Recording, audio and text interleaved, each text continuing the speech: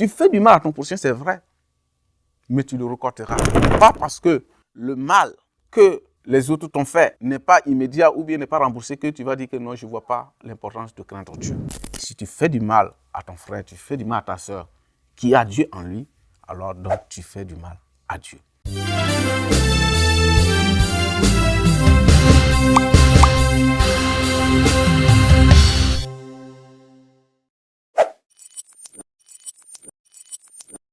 Gloire à Dieu. Amen.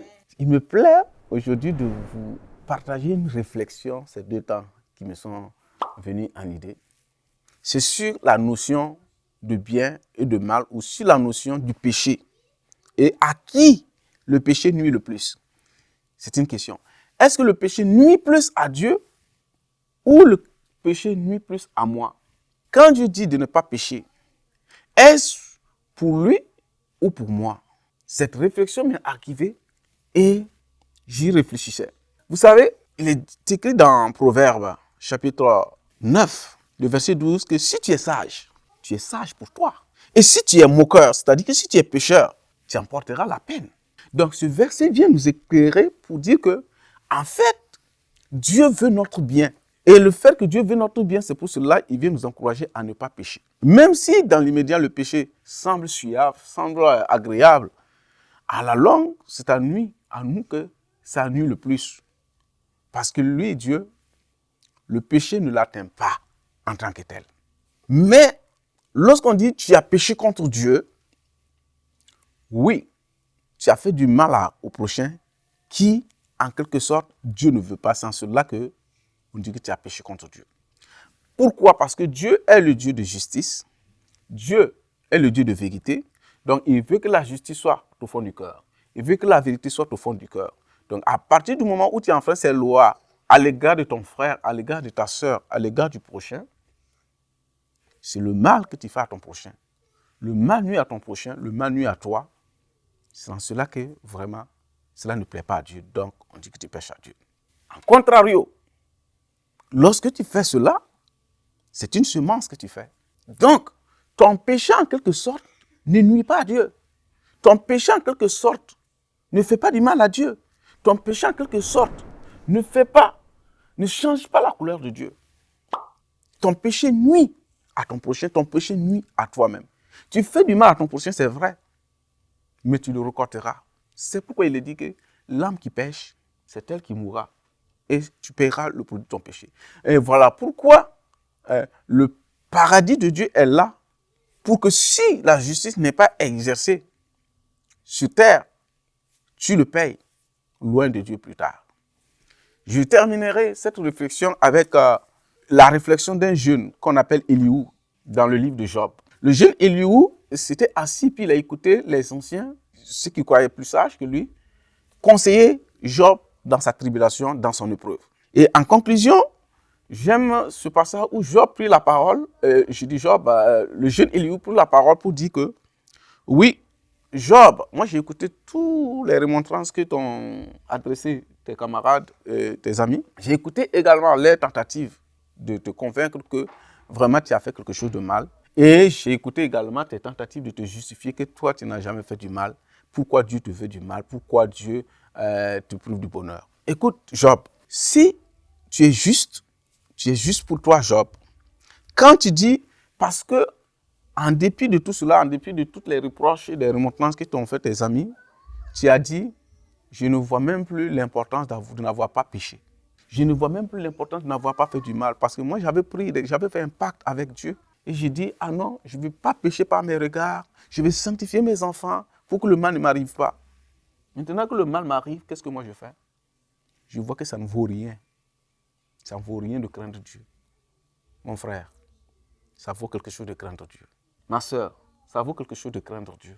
Oui, ce n'est pas parce que le mal que les autres t'ont fait n'est pas immédiat ou bien n'est pas remboursé que tu vas dire que non, je ne vois pas l'importance de craindre Dieu. C'est pourquoi le jeune, il lui prend la parole et dit, quand tu dis, que me sert-il, que me revient-il de ne pas avoir péché? Écoute, Job, il faut relativiser parce que, est-ce que quand tu regardes les cieux là, regarde les cieux comment c'est haut, et regarde les nuées, comment ils sont au-dessus de toi. Regarde, considère, est-ce que si tu pêches, tu enlèves quelque chose à Dieu?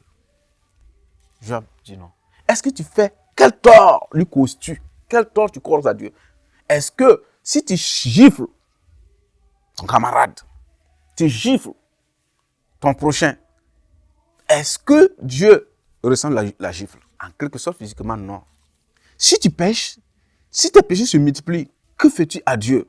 Et le jeune Elihu est en train d'interpeller Job pour qu'il relative sur un aspect. Ce que nous faisons, ce que nous sémons, c'est très bien. Notre semence va revenir à nous en bien ou en mal.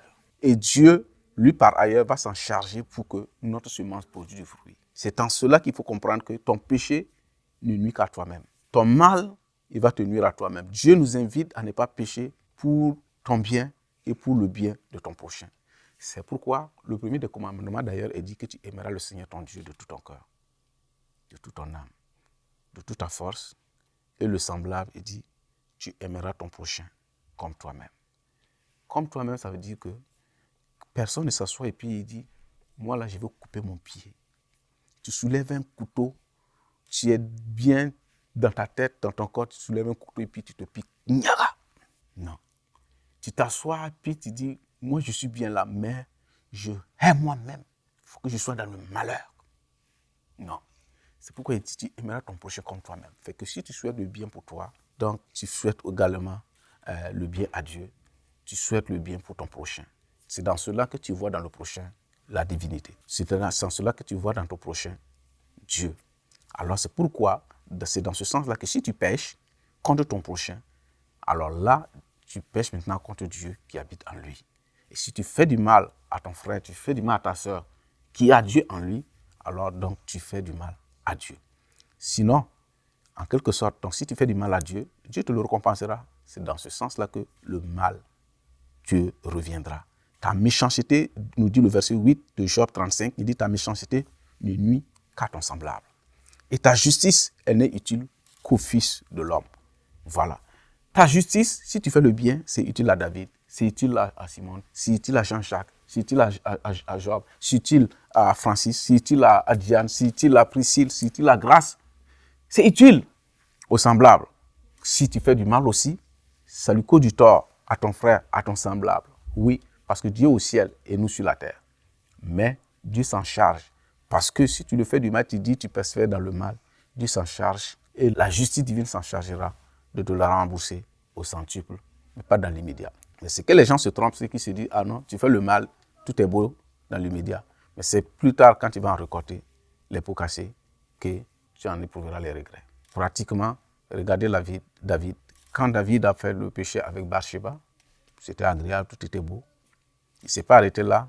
Quand le péché a surgi avec Bathsheba, la femme d'Uri, les conséquences ont commencé à surgir. Le grand David n'en pouvait plus. Il a dit, bon, écoute, allez-y, amenez Uri au front. On a amené Uri au front. Uri a été quoi? Tué. Est-ce que c'est Dieu qui a été tué? Non. Mais Dieu voyait cela. David a fait tuer Uri parce que le péché, les conséquences du péché ont commencé à surgir. Vous voyez, parfois le péché se déboule. Un péché surgit et puis il en appelle un autre. Donc l'adultère qui était caché, l'adultère que David a fait, en a conduit au meurtre. Et ce n'était pas à Dieu que le mal était fait directement. Mais Dieu va se réveiller, il va dire, c'est à moi que tu as fait parce que tu as fait ça à ton semblable. Uri, là, lui, il avait qu'une seule femme. Tu as fait tuer Uri, puis tu as pris sa femme. Et David, quand même, a reconnu son péché. Dans le moment où il le faisait, c'était agréable. Mais il en a payé les conséquences. Après, il y a eu tant de revoirs à la suite de ce péché-là, jusqu'à ce que David avait à fuir sa propre famille, avait à fuir son propre fils. Ça, c'était les conséquences du péché, quand bien même Dieu l'avait pardonné. Alors, je prie que Dieu nous aide à pouvoir nous arrêter devant la porte. Quand le péché et la tentation est là, nous arrêter pour vraiment être sauvés. Et que lorsque je pense à faire du mal à mon frère, à faire du mal à ma soeur, à faire du mal à David, à faire du mal à Abdullah, à faire du mal à Simon, à faire du mal à Jean-Jacques, à faire du mal à Priscille, à faire du mal à Arnaud, à faire du mal à qui que ce soit, que je pense d'abord au fait que Dieu l'habite. Alors si je pense que Dieu l'habite, je vais éviter de lui faire du mal. Et si je le fais du bien aussi, je considère que c'est-à-dire que je fais le bien. C'est le Dieu qui est en lui que je fais le bien. C'est le Dieu qui est en lui qui me motive à être généreux. Et je vous assure que si on se conduit ainsi, tu ne broncheras pas. Tu peux passer par des tribulations, tu peux passer par des temps de manque, des temps d'épreuve, mais tu seras toujours plus que vainqueur. Tu connaîtras la victoire. Tôt ou tard, ta vie impactera Que le Seigneur vous bénisse, que le Seigneur vous fortifie, que le Seigneur nous aide à rester dans cette attitude de faire le bien selon Dieu. Amen. En ton nom, au nom de Jésus. Amen.